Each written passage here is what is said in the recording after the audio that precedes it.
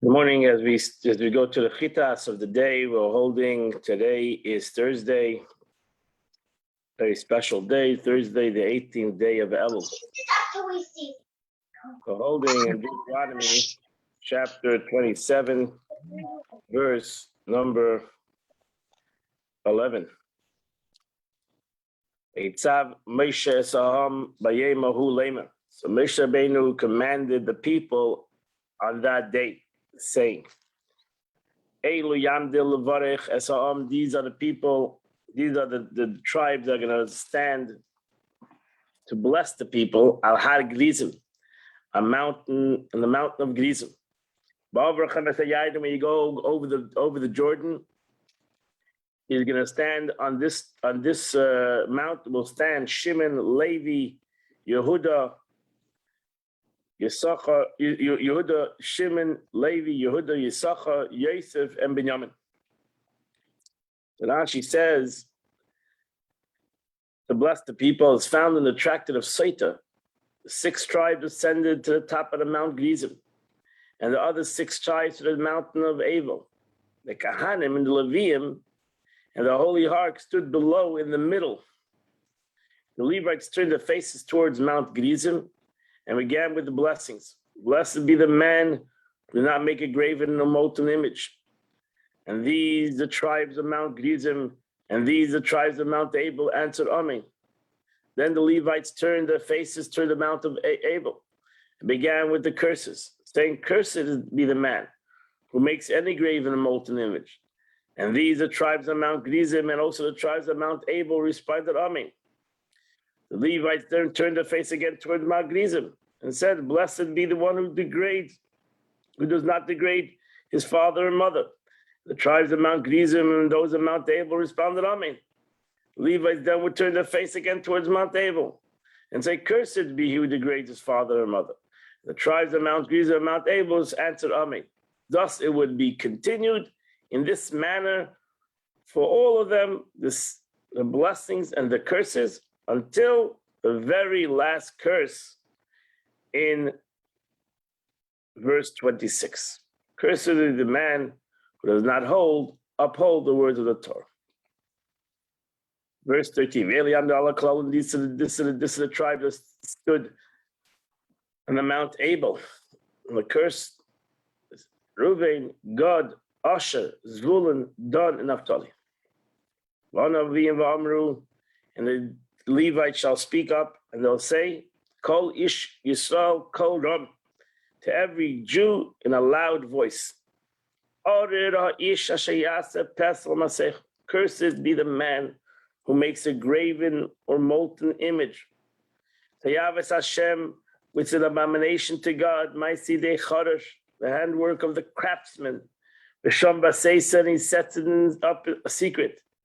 V'amru kol ha'am, an entire nation will answer, Amen. Order, curses a person, makle aviv imei. Curses a person who degrades his father and mother. V'amru kol ha'am, Amen. And the people will answer, Amen. So that's makle aviv. What do you mean makle? Makle sounds like it hits, but makle means to treat cheaply, with disrespect. Similar to Nikla, your brother will be degraded. Verse 17, cursed is the one who moves back his neighbor's landmark, goes into his neighbor's property. Amen. The people answered Amen. Rashi's Masagvul, moving it back and stealing land. Expression similar to has turned backwards. Sagas Gavul, somebody who goes into his neighbor forcefully and takes land from him. Verse 18, Iver Baderech. Cursed is one who misguides a blind person on the way. Amen. The people answered Amen. So that's just what that means. One figuratively blind regarding some matter. Means a person that if you meet a person that doesn't know something and you trick him, you basically show him the wrong way, and he's blind to the situation, and you're not, and you show him, you take him down a bad way, that is For a blind person, you don't put a stumbling block. Cursed is a person who perverts the judgment of a stranger, an orphan, or a widow.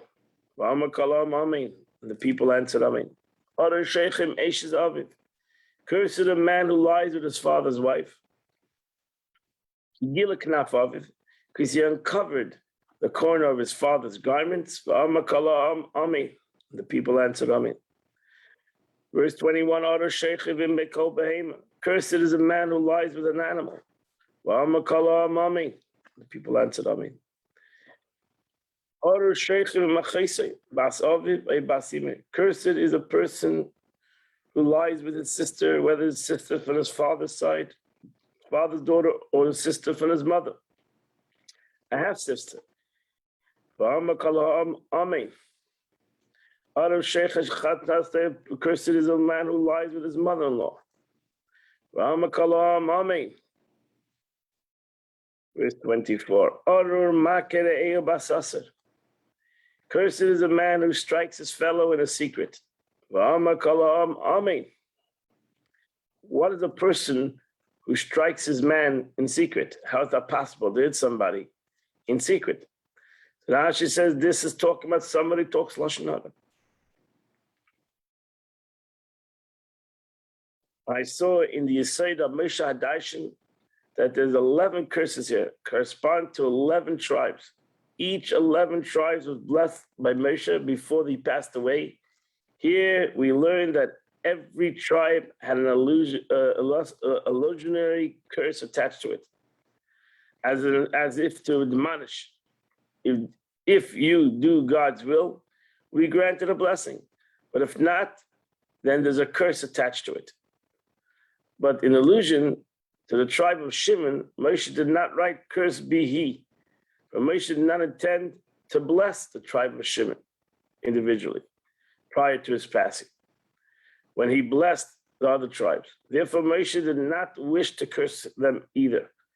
Moshe did not deem the tribe of Shimon deserving of direct blessing before he passed away, on account of the shocking incident of Shittim, which involved the leader of the tribe of Shimon having an illicit relationship with the Midianite princess. So therefore, is only 11 curses here, because he did not curse. It was not a curse that was connected to the tribe of Shimon. Verse 25, cursed is a man who takes a bribe to put an innocent person to death.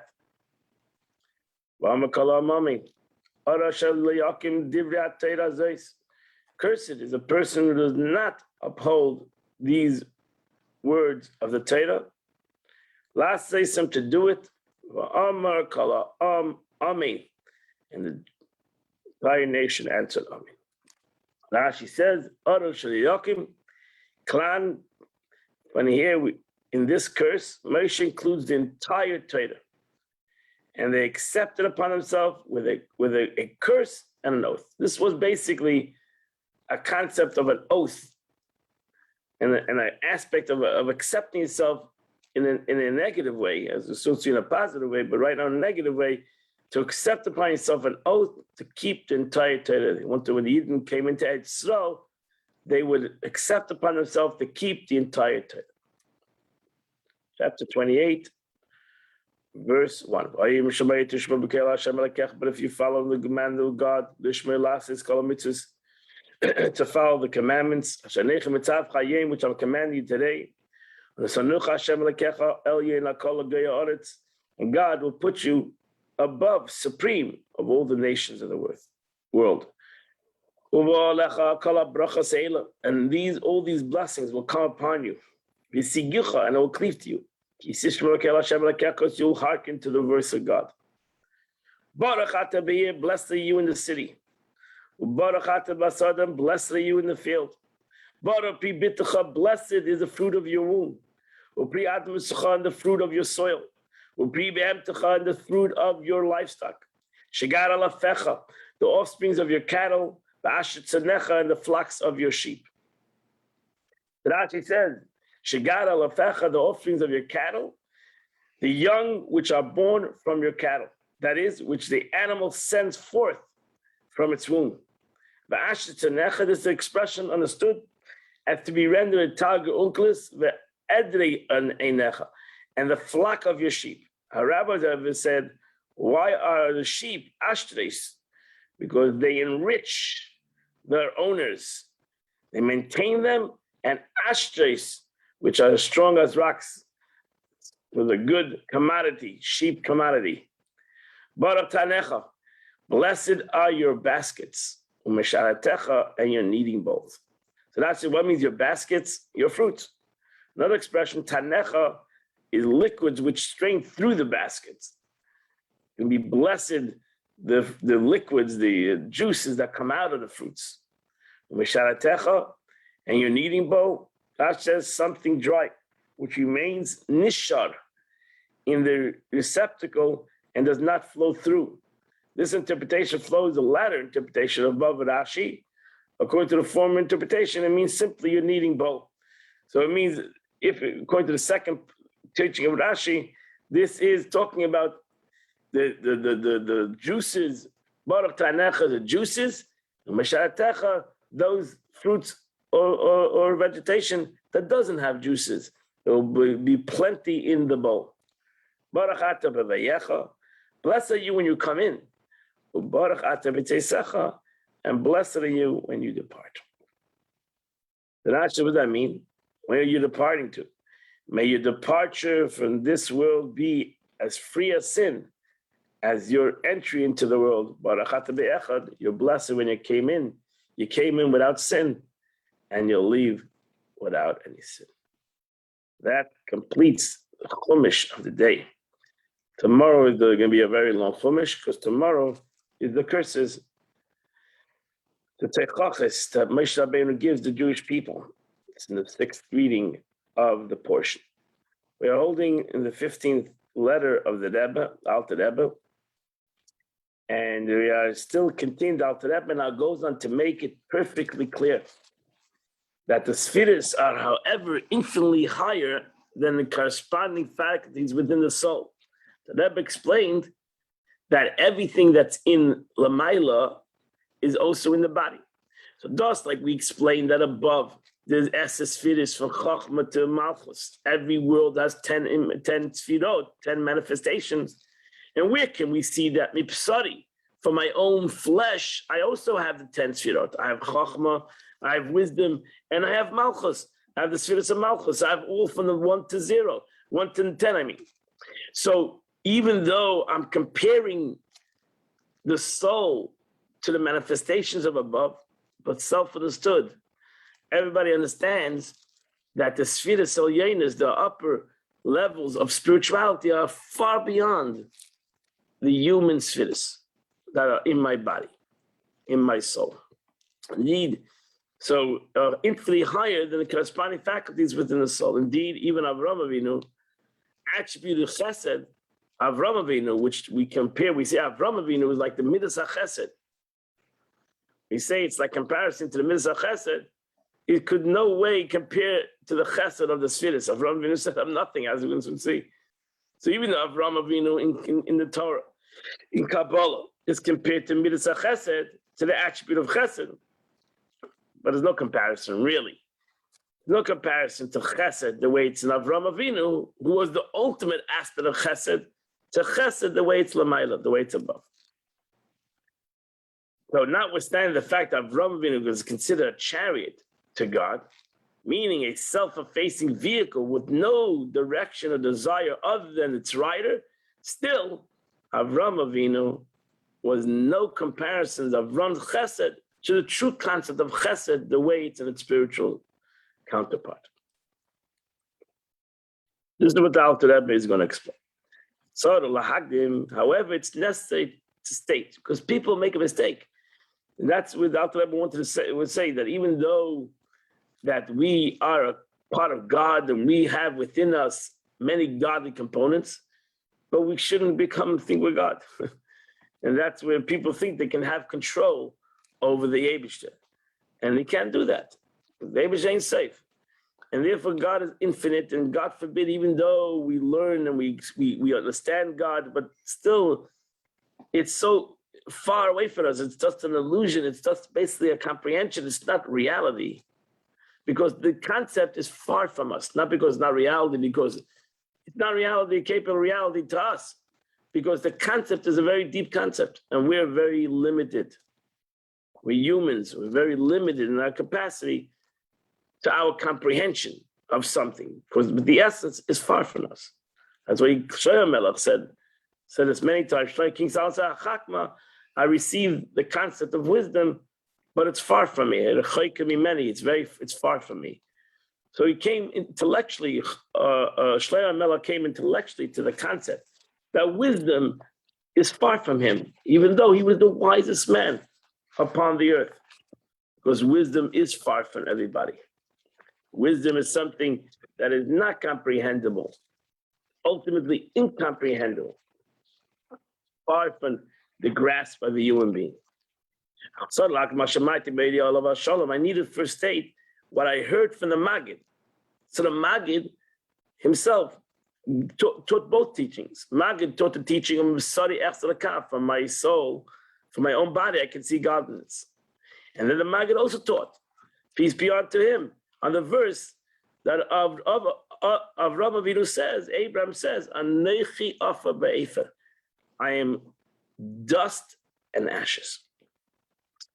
Avraham Avinu alav shalom, which our father of blessed memory said, Abraham Avinu, Allahod is nishmasei. He said this on the illumination from his soul. Hami'ira begufay, which radiated in his body, me'er chesed elyon, from the light of the supreme chesed. V'hi midoyse mitzvah rabba. And that's his attribute. Avraham Avinu was the attribute of Avarabba, that derived from the parent sphere of chesed, of the will of Atzilus. So Avraham Avinu understood that he was chesed. Avraham Avinu, that was his mission in life, because he understood where his neshama descended from, which is from the chesed of the world of emanation. And since Avraham Avinu stemmed his soul from chesed, the world of emanation, that's Avraham Avinu was totally chesed. Where he loved, or alternatively, with which he loved. So whether he loved, or because he had the attribute of chesed, the world of Atzilus, with which he loved through this attribute. That's why Avraham Avinu loved the Eibishter. Avraham Avinu not only loved humanity, he loved God. That God calls him Avram Oyavi, Abraham who loved me. Because Abraham reshined in his soul the chesed of the world of emanation, the world of Atzilus. So that's why he became a Merkava, because it was within the capability to become a chariot to God, because he was totally, unconditionally, had an unconditional love to the Eibishter, to God. And therefore, it was all about God. He was love struck with the Eibishter. And that's it. When you have Ava to the Eibishter, unconditional love, nothing can stop you. There's nothing that could stop Avraham Avinu, because that was his essence. He just was totally infatuated with love of the Eibishter. We have love of God, but there's always strings attached. But he didn't have any strings attached. With his love so great and sublime that he became a chariot to the Holy One, blessed be he. That's why we understand when Avraham Avinu, God tells Abraham, go take your son, he goes. Doesn't ask any questions. Abraham's degree of nullification to God was that he was that of a vehicle of his driver, having no independent will whatsoever. This is even greater than the subservient of a slave to his master. For the slave retains a will of his own. So therefore, Avraham Avinu had love. Avraham Avinu also was called God's slave, but that's was a lower darga. That was a lower level in his true service. In his true service to God, he was Pashit, a lover of the Eibishter. He loved God, and therefore, whatever God asked him, he did. So you might think. So one might think one might possibly assume the type of chesed and love that exists in the supernal spheres. You might think that's almost like Avraham Avinu. So you might think, what is Ava of Midah? What is Chesed and Ava of the attribute of Atzilus, the world of emanation, is Avraham Avinu? That's not true, because the Chesed in the world of Atzilus is much greater than Avraham Avinu, and that's what Avraham Avinu said. I'm nothing. He meant I'm nothing, even though I illuminate and I live by the Ava of the world of Atzilus, and I understand, and I live it, and I do it, the chesed of the world of emanation, but I'm but dust and ashes. In comparison to the real chesed in the world of emanation, I am but just dust and ashes. Because the real chesed of the world of Atzilus is far beyond, because it's Ein Sof. It's a truly an unlimited Ava. And a human being cannot have that. Yeah, I can have unconditional, but he can't have unlimited. Every human being has its limitation. I think it surpasses it infinitely. As it's known from the supernal attributes, if you understand the supernal attributes above, that she'ein lehem kates, safe, v'sachlis. They themselves are essential without end or limit. Why? Because in the infinite light, especially in the world of emanation, the world of Atzilus, the infinite light, Ein Sof, shines within the attributes of the world of Atzilus and in the world of emanation, and therefore they're unlimited. And he in his midas, the midas, the vessels and the light are one. And just like he is infinite, in the world of Atzilus, the vessels are also infinite.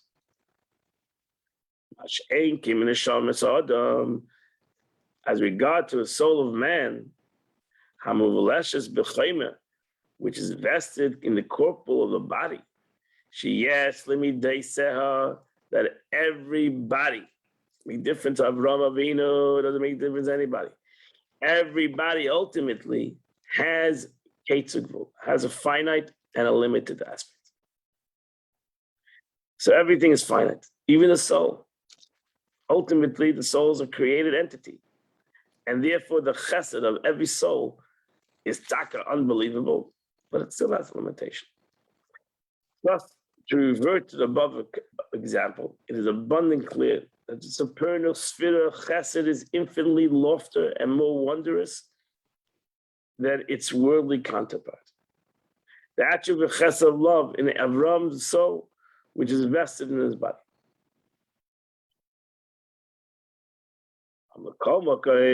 Nevertheless, one might possibly assume one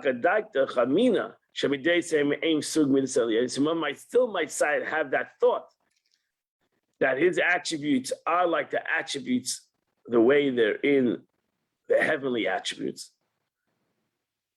Until now, the Alter Rebbe explained that the supernal spheres of chesed is infinitely higher than Avram's attribute of love in this world. Now, in order to negate a comparison of any perspective whatsoever, he goes to say that Avram's attribute of love is infinitely lower than the supernal sphere of chesed. Therefore, he says, therefore, Avram Avinu right away says that you are, Avram Avinu knew that the world and Torah, Chassidus is going to compare chesed to him. We're going to say, what is chesed? Avram Avinu is chesed. So you might think by comparing Avram Avinu to chesed that is chesed. Oh, Avram Avinu is chesed, the world of Atzilus. That's what he said. He right away said, "Anechi afer ve'efer." I am dust and ashes. What does it mean?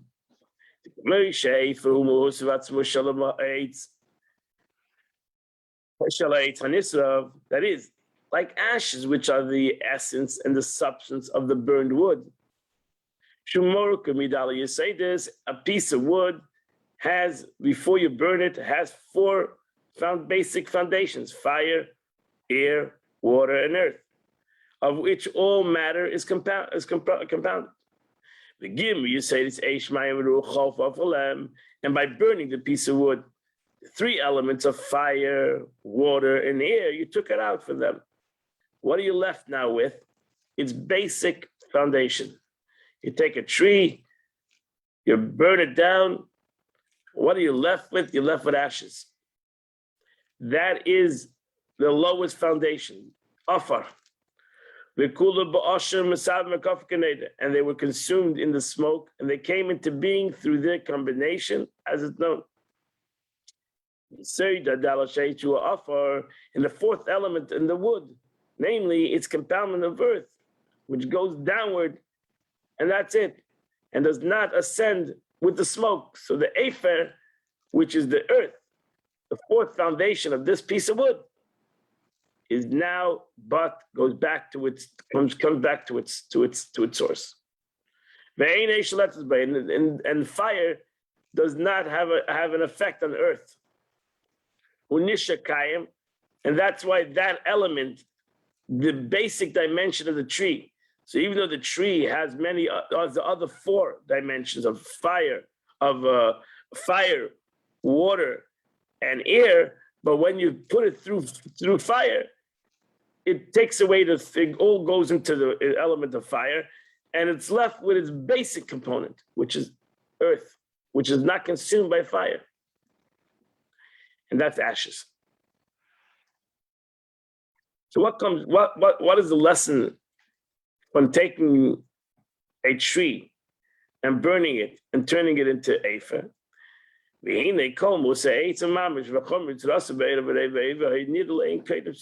Now the whole essence of wood, with all its tangible substance, which does not result from fire, water, and air within it, its matter and its form, its term of length, width, density, which all are visible from the body before it was burnt. This beautiful tree, the sequoia tree that was 300 feet tall, humongous. You can say the offer, really the source of the element, the basic element is the offer. You take this whole humongous tree, you burn it down, you're left with a little pile of ashes. Wow, this humongous tree that was gigantic and had so much on it is really but a little pile of offer. That's its core element, is earth. But when you look at the tree now, since it has all the other four elements, so it looks like a big, humongous tree. Because the earth is the most material of them all.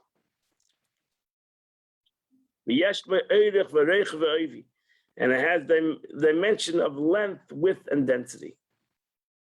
In the other case of fire and air, and even water, it does not contain these dimensions, appears only sparingly in wood.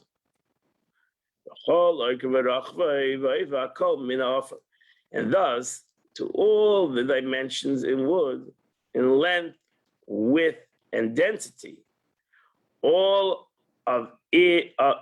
is from earth. And therefore, ultimately, every tree returns to the earth.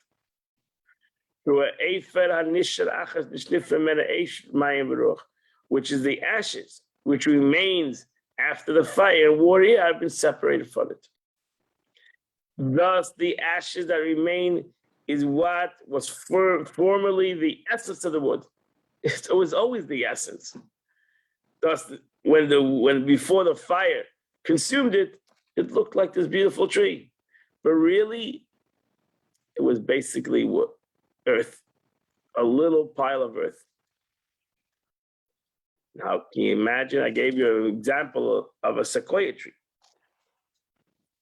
So take the sequoia tree to the pile of earth. Is there any reality to one to the other?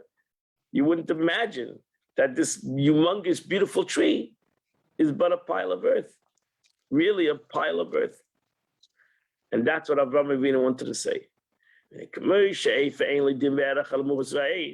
So just like the quantity nor in quality resembles or portion between one who hand the ashes and the other hand the essence of the tree, which is before being burnt, had a sizable dimension of length, width, and density. So you take this humongous tree and put it to the ashes that it is after you burn it. There's no comparison in quality and in quantity. Even though that's really its essence. So this humongous tree, its real essence is a little pile of earth. The only way you can find out what its essence is, you burn it.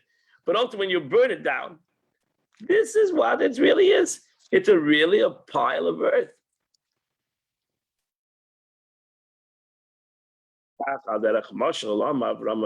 So precisely, metaphorically speaking, did our father Abraham, peace be unto him, speak about his distinctive attribute, the attribute of kindness and love. He said, even though I express chesed, but in comparison to chesed, the way chesed is in the world of Atzilus, I'm but nothing. I'm but a pile of earth. For though it is a very attribute of love and supreme chesed of the world of Atzilus, Avraham Avinu radiated within his soul, which was a chariot to the will of heaven. That's why he became a Merkava, he became a total given over to God, because he shined within him the attribute of chesed of the world of Atzilus. But nevertheless, once this came into the world, into his body, through the evolution of the world, from one level to another by the means of many contractions. So therefore, so there's no resemblance, there's no semblance, there's no proportion between the essence and light of love that radiates within him and the essence of the light of love in the supreme chesed of Atzilus, the world of emanation.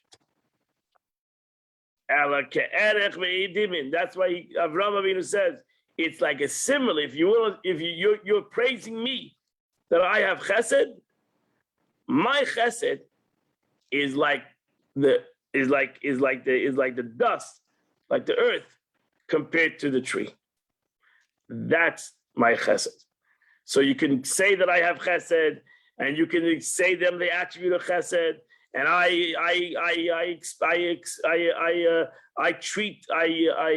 deal with chesed, and I expound chesed, and I do chesed. But my chesed, in comparison to the essence of chesed, where chesed comes from, the world of Atzilus, is but a pile of earth. The real chesed is chesed of the world of Atzilus. That's the real chesed. My chesed, how much chesed I have, is like a pile of earth. So that's the analogy. The pleasant, right? That's the analogy between the essence of the element of the earth, which becomes ashes, and its essence and quantity, original state as a tree, pleasant to the sight of good and food. So we don't want the essence of the tree. Thank God we have a beautiful tree, because the essence of the tree is a pile of nothing. So he just flipped it over, just like the essence. So in the world of Atzilus is the beautiful tree. I'm just the ashes. And the analogy I just gave you that Avraham Avinu gives is even farther than that. It's just an analogy.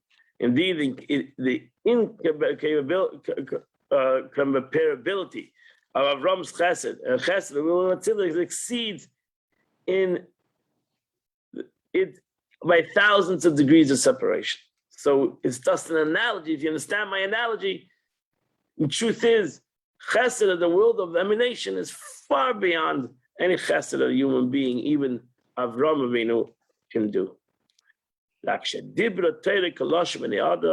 Nevertheless, the Torah speaks in a human phrase or analogy by the way of allegory and a metaphor. So therefore it says, you want to know what chesed, the world of Atzilus is, you want to know what chesed in the world of emanation, that's Avram Avinu. But it's not Avram Avinu. Thus, Torah wants to give you a human compartment, but not, to compare, but not that it is comparable. So this is, so we'll end off by the over here. So surely then, the attribute of the soul powers of an ordinary Jew in this world is absolutely, if you want to say to Avram Avinu, so surely to us, when we do chesed, absolutely no comparative relation to spheres which they derive. Nevertheless, since his soul powers do after all derive from the spheres that illuminate them, he can attain some degree of understanding of the godliness from the dimension of the soul that animates his body.